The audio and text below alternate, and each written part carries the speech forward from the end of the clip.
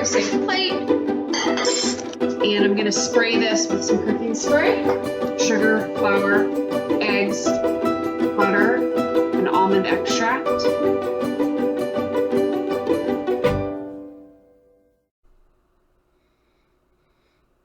Hi. Okay. It's like, it's nighttime. I usually do these during the day because the lighting's better. But didn't get to it. So it's about 12 degrees outside and about 13 degrees in my house. The temperature thingy on the wall says it's 72, but I don't believe it. It's a liar. We're gonna make some Snickerdoodles real quick. Not real quick. It's not real quick. I'm gonna be honest. But they are my all-time favorite cookie, like ever. So we're gonna start out with 2.5 cups of flour, measured this way. As you know already, I just jumped right into it, didn't I? So how much did I say? 2.5 cups. 1 cup, we're doing this into a bowl here. We're gonna mix our dry ingredients up first. This is the second holiday cookie in our series of holiday cookies. That is 2 cups and 1/2 cup of flour. Okay, this recipe also calls for salt, but because I'm using salted butter, I leave the salt out of it. So we're going to do 1 teaspoon of baking soda.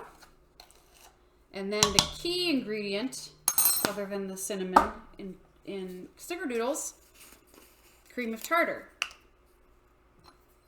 I don't even know what that is really, cream of tartar. I don't know what tartar is. How do you cream tartar?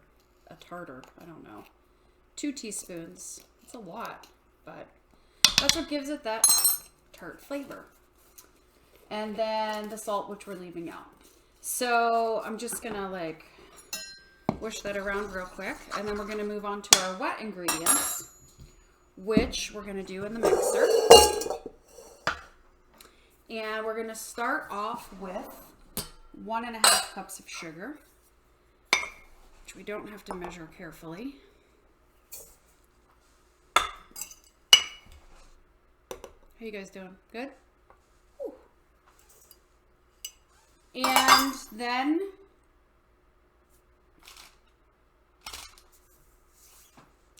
cut. That's going on the blooper reel, everybody. Pouring that back in.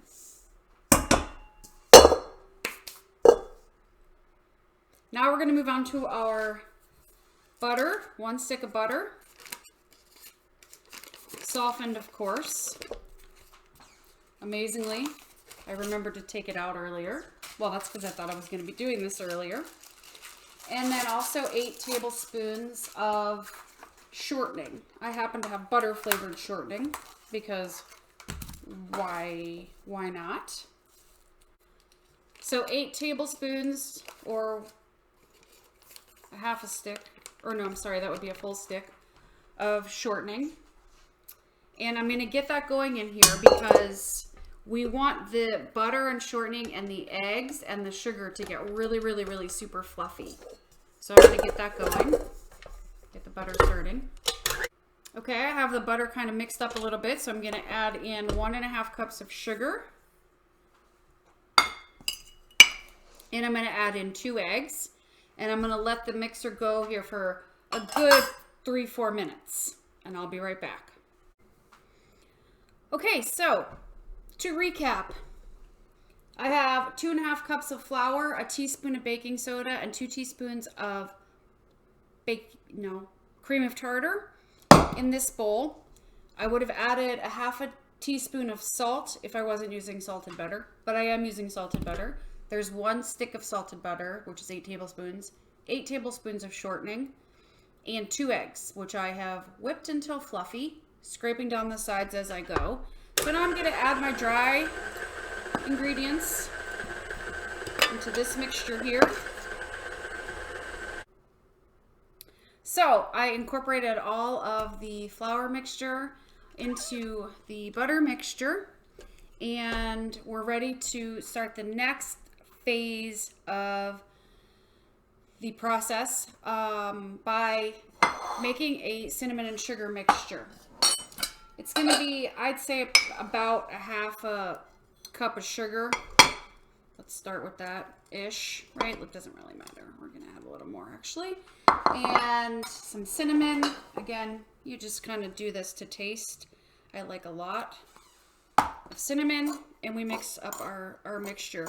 We're going to scoop out our dough and roll it around in this mixture. With Snickerdoodles, there's a lot of different recipes out there, of course. It depends on how you like your cookies. I like thin, chewy, you know, thin ones. Not like the fat ones. I like the thin ones. Still not enough cinnamon.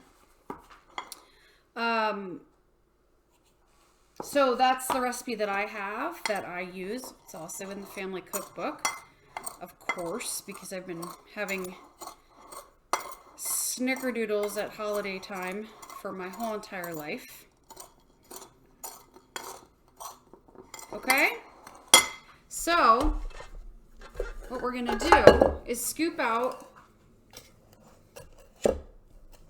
some of the dough, our cookie scoop, drop it right in, cover it up, and we're going to do that, I don't know, a couple dozen more times.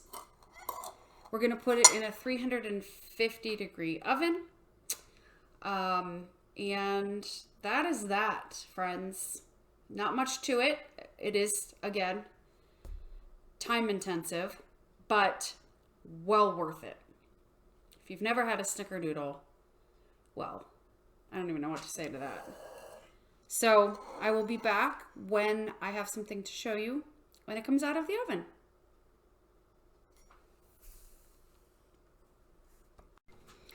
So these literally just came out of the oven. I wanted to give you a view of these because they are kind of puffy right now, but not now. I like to do that. They are undercooked. Much like yesterday when I overcooked the thing I made.